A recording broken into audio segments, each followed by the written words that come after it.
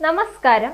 നടൻ Suraj വെഞ്ഞാറമൂടിന്റെ driving licence suspend ചെയ്യാൻ motor വാഹന വകുപ്പ് നടപടി തുടങ്ങി.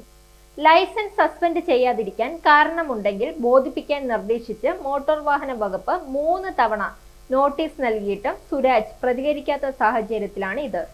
നടൻ മറുപടി നൽകിയാൽ ലൈസൻസ് റദ്ദാക്കില്ല. ഏത് സാഹചര്യത്തിലാണ് മറുപടി നൽകാത്തതെന്ന് മനസ്സിലാക്കാൻ അധികൃതർ ശ്രമം നടത്തും. രാത്രി അമിത വേഗത്തിൽ ഓടിച്ച കാർ ഇടിച്ച് ബൈക്ക് യാത്രക്കാരന് പരിക്കേറ്റ സംഭവമാണ് ഇതിന് കാരണം. ജൂലൈ 29-ന് രാത്രി തമ്മനം കാരണക്കോടം റോഡിലായിരുന്നു കേസിന് ആസ്പദമായ അപകടം.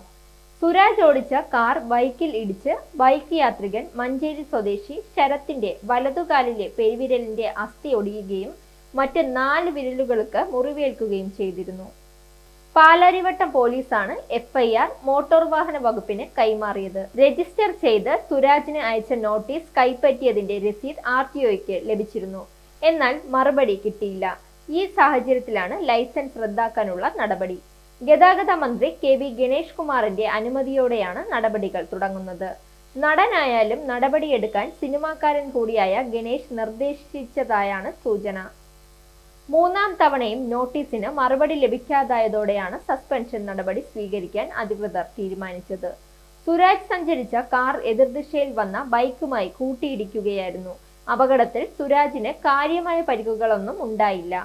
പരിക്കേറ്റ ആളിനെ കാണാൻ നടൻ ആശുപത്രിയിൽ എത്തിയിരുന്നു. Zag news, Thiruvananthapuram. നേരിന്റെ വാർത്തകൾ നിങ്ങളുടെ വിരൽത്തുമ്പിൽ എത്താനായി സാഗ് ന്യൂസ് ചാനൽ സബ്സ്ക്രൈബ് ചെയ്തും ഷെയർ ചെയ്തും ഒരു ശരിയായ മാധ്യമ നിലപാടിന് നിൽക്കാൻ ഞങ്ങൾ നിങ്ങളെ ക്ഷണിക്കുന്നു.